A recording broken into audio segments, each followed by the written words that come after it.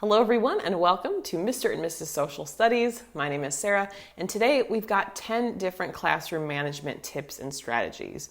Classroom management is certainly a topic that can be pretty challenging, and the bottom line is that these are personal relationships. So there's going to be not one set tip that works for everyone.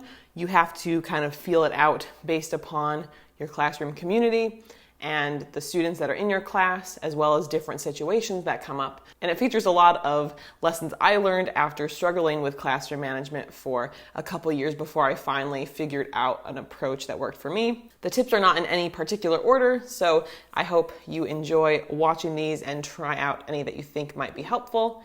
And if you're looking to improve your classroom community in general, you're going to want to check out our most recent video about classroom community tips, which I will leave linked below as well as up in the cards. Jumping in, there's a couple books that I want to recommend that I think can be very helpful when you're trying to set up procedures and that sort of thing. So first things first, we've got the Classroom Management book by Harry and Rosemary Wan.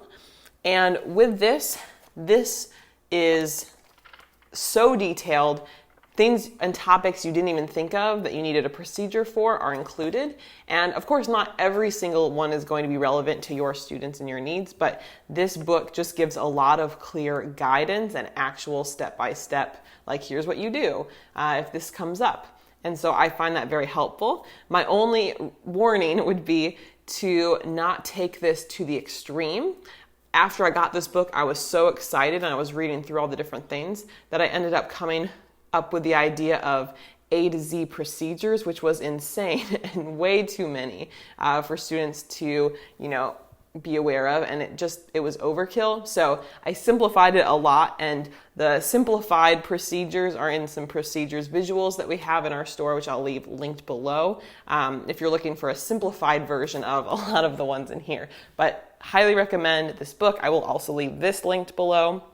And then another important topic to address when we're talking about classroom management, especially when it comes to like discipline and different policies, has to do with helping to understand student trauma and make informed decisions based upon the trauma that they may have experienced. Many times, if a student has struggled with trauma in their life, it's going to change the way they act or react in certain situations. And we want to be mindful of that before we are giving certain consequences. So this is one, I'm sure there's updated ones as well, but this was just a couple years ago. It was a book given to all of the teachers in our building, Trauma Sensitive Schools for Adolescent Years. I am sure they have an elementary years version as well. But this helps to change your mindset and understand better about the experiences that students may be facing and how that's affecting behavior, so you can respond in a much more informed and compassionate way to work through the different struggles in a more constructive way. So highly recommend this as well, and it's a bit shorter of a book too, so there is a lot of technical stuff, but I think it's definitely an important thing for teachers to be aware of. Tip number 2 would be to start out more strict or tough, and then you can gradually ease up over time. I think there is a phrase people say about don't smile until November, which I definitely don't agree with, but it kind of gets into the topic of you want to be more strict and upfront and clear about your policies at the start of the year. That's the period of time where everyone's sizing each other up. You're trying to get a read on your students, they're trying to get a read on you, and what is and is not going to be tolerated. I had kind of a classroom management disaster. I moved schools for my 4th year of teaching, and to be honest, the school I taught at previously, years 1 through 3, hardly any issues. It was a much smaller school, and I only would have like 16 to 18 kids in a class for most classes. So when you have a smaller class, you just don't need the same level of strict guidelines because there's so few. But when you double those class numbers and you have 30, 32 students, your classroom management becomes a lot more important. And I kind of fell apart year 4 because I even remember myself saying this, and I just cringe when I think back on it. As long as we treat each other with respect, like blah, blah, blah.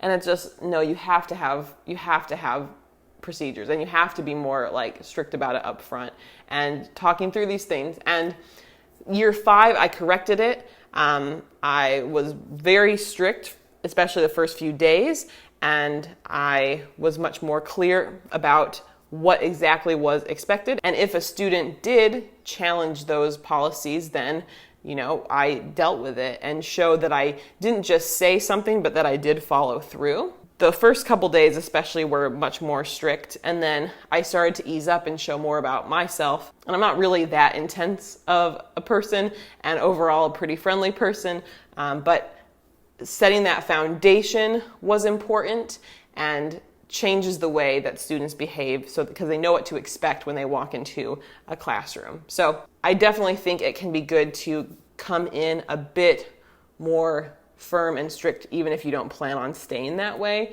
just to be really upfront and very bluntly communicating what's going on and what your expectations are. Kind of a follow-up tip on this is it's important to kind of think through possible situations and how you're going to respond or what the consequences are for those actions. So it's laid out, it's very clear, even better if it's printed somewhere in the room or on some sort of documentation that you can refer back to. So it's very clear, if this happens, then this is the consequence. Again, there's always going to be irregularities and exceptions, but we want to make sure that we're being consistent. Because consistency, number one, takes out the guesswork, but it also prevents, favoritism and, certain students not getting a consequence where another student is. Follow-up tip to that as well of why consistency is important. We want to make sure that as you are, assigning consequences and responding to different issues, it's important to take a step back and take a look at the data of what's going on here. It's very important to make sure that when you're looking at your data, you are not disproportionately assigning consequences to certain groups of students in your class, specifically different racial groups. Unfortunately, there are white teachers who may not be aware of bias that they have, and when we look at national data, at least here in the US, Black and brown students are more likely to receive consequences for the same sort of punishment or for the same sort of situation than a white student. And it's very important that we have an awareness going into this so we are not perpetuating the problem and we're not disproportionately punishing Black and brown students for the same sort of issue. So that's just important to talk about here and make sure just periodically that we're looking at our data to make sure that we are not perpetuating harm in that way and that we are being consistent across the board. We might feel like, oh, of course I don't do that, but when you look at the data, you can see if you are or are not doing that. Getting into a tip that actually comes from this book here regarding situations where you're working with a student who may have trauma or who may be acting up a lot in your class. It's the 2x10 strategy. The idea is that you are spending 2 minutes with a challenging student for 10 days, so 2 weeks there, spending that 2 minutes talking to them, getting to know them, building up more of a relationship with them or comfort level with them. And when you have that relationship, it is likely going to lessen the behavior challenges. And I know when I first learned about the tip, I was a little resistant because I felt like it wasn't possible. If you've got a 45-minute class and 30 kids in the class, you can't really spend 2 minutes with a kid each day because there's just not enough time for everyone. But I think letting go of, okay, it has to be 2 minutes, and just focusing on opportunities when I could connect with a student and prioritizing that regularly was a helpful shift. And I do know that this does work. I had a little elective class with one student who was pretty challenging prior to that, and so I'm not going to lie, when I saw that they were going to be in my elective class, I was a bit bummed out at first because they had been challenging in my other class. But the ironic thing is through that class, having that extra time together and talking to them more often, it actually greatly improved the relationship. And so by the time it was the end of the year after that section, I was going to miss the student, and they became a student that I really cared about and were a favorite. So it's just funny how that works, and it truly is just time. Spending that extra time and extra energy into that relationship and showing the student that you care and showing up for them regularly makes a huge difference. Tip number 6 actually comes from Pocketful of Primary, Michelle Ferre. I remember her talking about it, and I think she posted it recently on her Instagram, the idea of being a thermostat, not a thermometer. It's very important that we, as much as possible, try to regulate our own emotions and our own reactions so we don't increase the temperature or the height of things in our room, but we can try to regulate the feelings in the room. If we are too reactionary to things and freak out about different things, then we're more likely to stress our students out and maybe incite further behavior issues. But if we can focus on remaining calm in a situation, even if internally we are not feeling calm, that prevents things from escalating. So if there is a student who is maybe being a bit defiant, or if you're feeling, very upset about something, or maybe like a lesson is not going well, as much as you hoped and you're feeling more emotional, if you can try to maintain a sense of calm and composure, it just prevents things from getting out of hand. So try to channel that as much as possible. Of course, it's tough sometimes, and there can be moments where you get just so frustrated, but if you can try to hold it together and focus on keeping an even tone, it will make a big difference. Tip number 7 is to apologize when you make a mistake. And you will make a mistake. Behavior dynamics and relationship dynamics are not easy.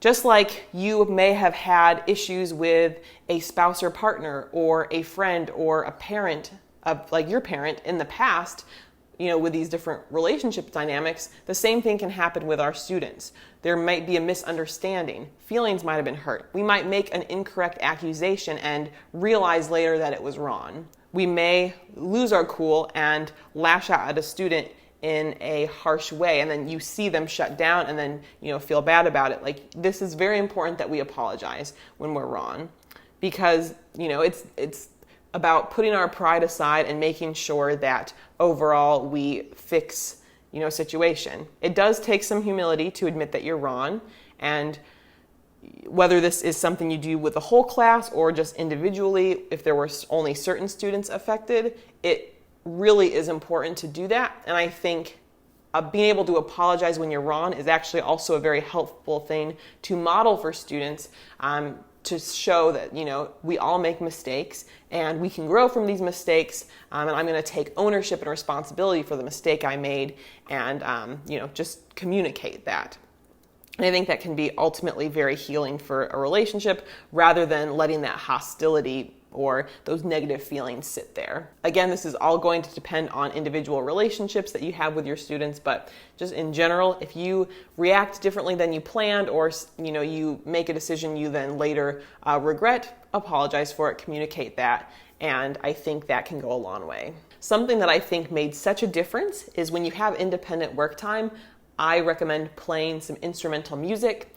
On YouTube, if you type in like calming music or cafe jazz music, you'll find lots of different extended videos. I don't play the video on the screen, but just to play the audio, it sets a different tone in the room and is a little bit more mellow. I also know for myself and maybe some students, the atmosphere when it's too quiet or too silent can be a little bit uncomfortable. And so by having some gentle, sort of jazz or calming sounds in the background, just overall makes the dynamic much more mellow and leads to, I find, more focus and productive work where there's less likely to be classroom management challenges. I started using it my 5th year of teaching, and it was such a game changer. So highly recommend giving that a try, and maybe you'll even enjoy it for your own for your own work time too. Tip number 9 is to use student names when possible and try to connect with each student every day. This goes back a little bit to that 2x10 strategy I talked about earlier. And again, when you've got a lot of students in a short time, this can be tough, especially if you focus a lot on direct instruction where you are leading the class the whole time. But I would always try, as students were walking in the classroom, say, hello, insert name, or how's it going? Insert name. Again, just so I'm directly addressing people as they're walking in the room, so they're feeling seen. They know that they are welcome here. And then also, if students had independent work time, which they had a lot of in my class with the grid method that I was using, which I will leave videos linked below. I've done a couple videos on that. So it's more independent time and less direct instruction time. And during that independent time, I'd always be walking around talking to individual students so I could check in, maybe ask them questions about how things were going. And it just opened up the chance for communication. And I like to think that even if they didn't have any questions or asked them how they were doing and they just said fine, hopefully just the fact that I was asking them hopefully showed that I cared and I was there to, listen or talk or whatever they wanted. Just, again, helping them feel welcome, building that sense of community and respect. Lastly, be honest with your students. Be vulnerable when things are going on. Sometimes we have a tendency to get defensive about certain things related to teaching. If a student questions like, why are we learning this? Or, about a certain policy. And I think just being honest with students means so much. I always would feel a little bit uncomfortable if I saw or heard another staff member blatantly lying to students. I know there was one who I worked with, and it was towards the end of the year when grades had already been submitted, and she was making this assignment that they were doing seem like it was a big deal. Like, this is 50 points, like, don't mess around, and it's like, I just felt uncomfortable because it was a lie. She wasn't going to be grading the assignment. The grades were already submitted, and it just made me feel a little uncomfortable. That's just one very small example, but I've seen it happen where, teachers do lie to their students. And to me, I just don't feel like that's healthy communication. I don't really feel comfortable doing it. And I think, especially students today, there's just, I think, a lot more awareness of different factors in life and different challenges. And in my own experience, I feel like people haven't been upset when I've told them the truth. If anything, it, I think, only increases respect. But in general, being honest about things with your students, if you weren't able to get something done, tell them why, there was something going on, or if you make a mistake, be honest about it. Like, guys, I'm really sorry when this activity didn't go the way I planned, and I think because of that it wasn't, a great dynamic, or, as I was grading these, I realized that I messed up. I hadn't, covered this as much as I would have liked. Or even just, hey, you guys, this was a really rough weekend for me. Something happened within my family, and I'm not feeling like myself. Just being able to be honest in these situations, students are usually very responsive to that and generally supportive. So obviously, this sense of honesty can manifest itself in a lot of different ways, but as a general practice, I think it can be really healthy. So with that, I know we talked about a lot of different things today, and this definitely was a more serious video. Honestly, there probably needs to be more classroom management videos on this channel that go a little deeper dive in specific approaches and specific examples, but I'm hopeful at least that this helps at least with general mindset of classroom management, especially for anyone who's starting off the year or who's new to teaching, because it can be really challenging to navigate all of these different relationships and different potential situations that come up when teaching. But if you made it here to the end of the video, thank you so much. Feel free to check out some of our past back to school videos, or you can subscribe to the channel right up here. We'll see you in the next one. Bye.